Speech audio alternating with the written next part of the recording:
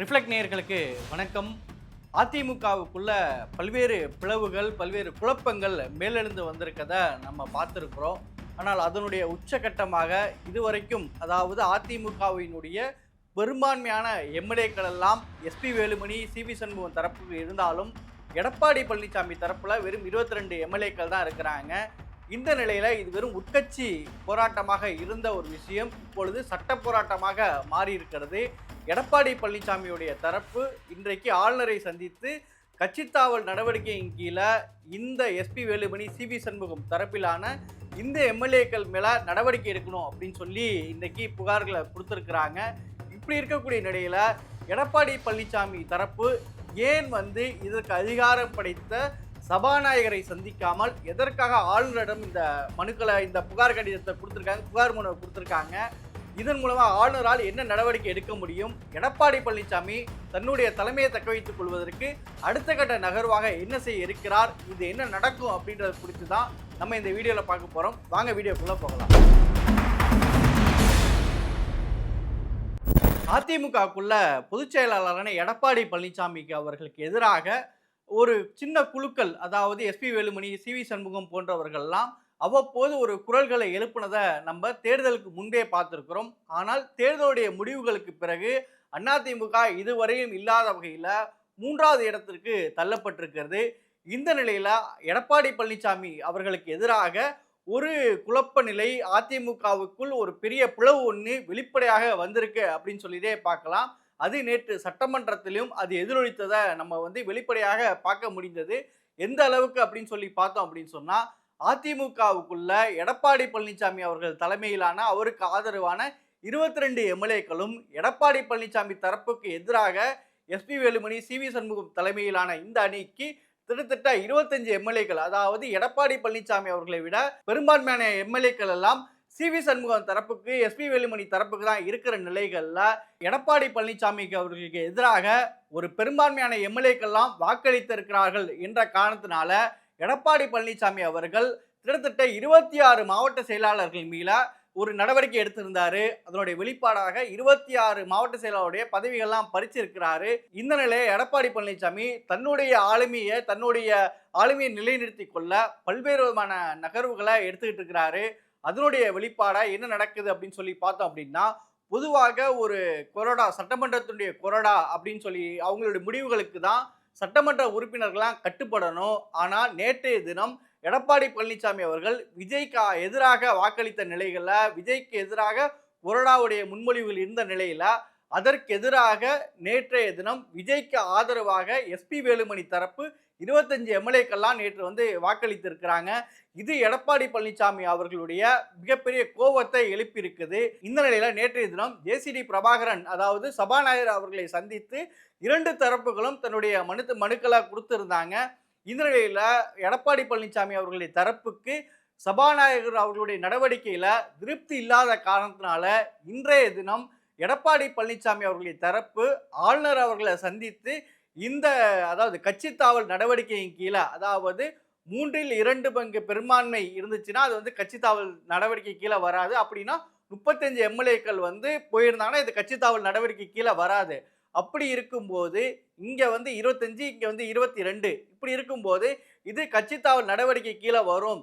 இவர்கள் கட்சித்தாவல் நடவடிக்கை கீழே இந்த மாதிரி செயல்பாடுகளை செஞ்சிருக்கிறாங்க அப்படின்றதுனால ஆளுநர் இடத்துல எடப்பாடி பழனிசாமி தரப்பு இந்த 25 எம்எல்ஏக்கள் மேல ஒரு புகார் மனுவை கொடுத்திருக்கிறாங்க அப்படின்னு பார்க்கிறோம். இந்த நிலையில சபாநாயகரை சந்தித்து அதுல அதிருப்தி இருக்கிற நிலைகள்ல இன்னைக்கு ஆளுநரை சந்திச்சு எடப்பாடி பழனிசாமியுடைய தரப்பு இன்னைக்கு புகார் மனு கொடுத்திருக்கிறது ஒரு அரசியல் வட்டாரத்துல மிகப்பெரிய பேசும் பொருளாக மாறி இருக்கு அப்படின்னே சொல்லலாம். குறிப்பாக இன்னைக்கு அதிமுகவில் இருக்கக்கூடிய இந்த குழப்ப நிலைக்கு தமிழக வெற்றி கழகமும் பின்னணியில இருக்கு அப்படின்றதான் அரசியல் நோக்கர்களுடைய பார்வையாக இருக்கு அப்படின்றத பார்க்கிறோம். இதுல எடப்பாடி பழனிசாமி தரப்பு ஆளுநரிடத்துல இந்த மனுவை கொடுத்திருக்கிறது மூலம் ஆளுநர் அவர்கள் ஒரு பாஜகவால் நியமிக்கப்பட்டவர்களாக இருக்கிற காரணத்தினால, எடப்பாடி பழனிசாமி என்டிஏ கூட்டணியில இருக்கிற காரணத்தினால் இது ஆளுநர் மூலமாக அழுத்தம் கொடுப்பது இந்த எடப்பாடி பழனிசாமி மீதான அதிருப்தி எம்எல்ஏக்களா 25 பேர் இருக்கிறாங்க, இவங்க மேல ஒரு அதிருப்தி வரும், இவங்களுக்கு ஒரு அழுத்தம் கொடுக்கறதாக இருக்கும், இவங்களுக்கு தன்னுடைய எம்எல்ஏ பதவி போயிடுங்கிற காரணத்தினால மீண்டும் எடப்பாடி பழனிசாமி தரப்புக்கே திரும்ப வருவதற்கு இது வழிவகுக்கும் அப்படின்ற காரணத்தினால எடப்பாடி பழனிசாமி இந்த மூவை எடுத்திருக்கிறாரு அப்படின்னு சொல்லியே பார்க்கலாம். இன்னொரு விஷயம் என்னன்னு சொல்லி பார்த்தோம் அப்படின்னு சொன்னா, இன்றைக்கு எடப்பாடி பழனிசாமி அவர்கள் அதாவது அதிமுகவினுடைய அதிகாரப்பூர்வ ஏடாக இருக்கக்கூடிய நமது அம்மா இதழாக இருக்கட்டும், அதே போல அதிமுகவினுடைய கட்சியினுடைய செய்தி சேனலாக இருக்கக்கூடிய நியூஸ் ஜேவாக இருக்கட்டும், இந்த இரண்டிலும் இன்றைக்கு சி.வி. சண்முகம் மற்றும் எஸ்.பி. வேலுமணி தரப்புக்கு ஆதரவான நிலைப்பாடுகள் எடுத்திருக்கிறதே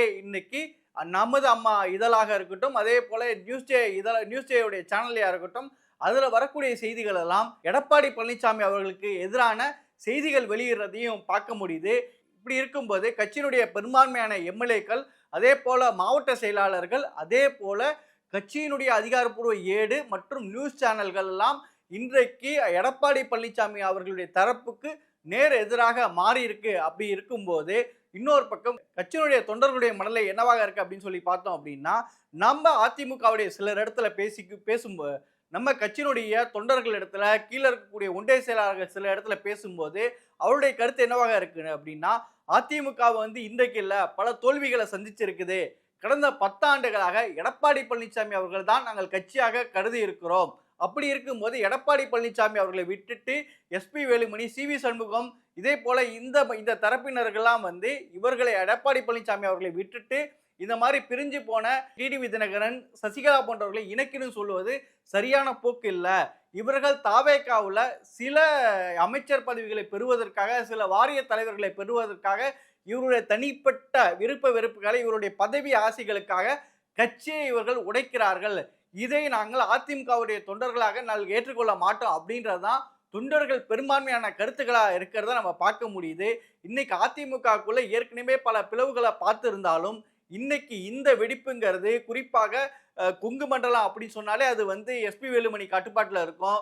அதே போல வட மாவட்டங்கள் அப்படின்னு சொன்னாலே சி.வி. சண்முகம் கட்டுப்பாட்டில் இருக்கும் அப்படின்னு சொல்லுவாங்க. ஏற்கனவே ஓபிஎஸ் அவர்கள் இதே எடப்பாடி பழனிசாமி அவருடைய தரப்புக்கு எதிராக சட்ட போராட்டங்கள் நடக்கும்போது அதுல மிகப்பெரிய ரோல் செஞ்சவர், சட்ட போராட்டத்தில் பெரிய வழக்கறிஞர்களை இன்வால்வ் செஞ்சவரா இருந்தவரே சி.வி. சண்முகம் அப்படின்னு சொல்லலாம். கொங்கு மண்டலத்தை இன்னைக்கும் அதிமுகவுக்கு மிகப்பெரிய பலமாக இருக்கக்கூடிய எஸ்.பி. வேலுமணியாக தான் இருக்கிறாரு.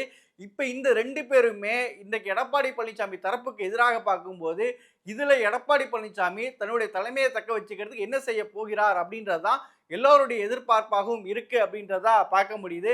இன்னைக்கு ஆளுநர் அவர்களை சந்தித்து எடப்பாடி பழனிசாமியோடைய தரப்பு இந்த மனு தாக்கல் செஞ்சிருக்கிறது மூலம் ஏற்கனவே எடப்பாடி பழனிசாமி கட்சி ரீதியாக எம்எல்ஏக்கள் ரீதியாக மிகப்பெரிய பின்னடைவு சந்திச்சிருந்தாலும் இப்பொழுது ஆளுநர் அவர்கள் எடப்பாடி பழனிசாமியுடைய மனு தாக்கலுக்கு நடவடிக்கை எடுத்தால் மட்டும்தான் அது எடப்பாடி பழனிசாமியுடைய தரப்புக்கு ஆதரவாக இருக்க முடியும். இதுதான் எடப்பாடி பழனிசாமி மீண்டும் கட்சியை தன்மையப்படுத்துவதற்கு இது ஒரு முக்கியமான நகர்வாக பார்க்கப்படுகிறது.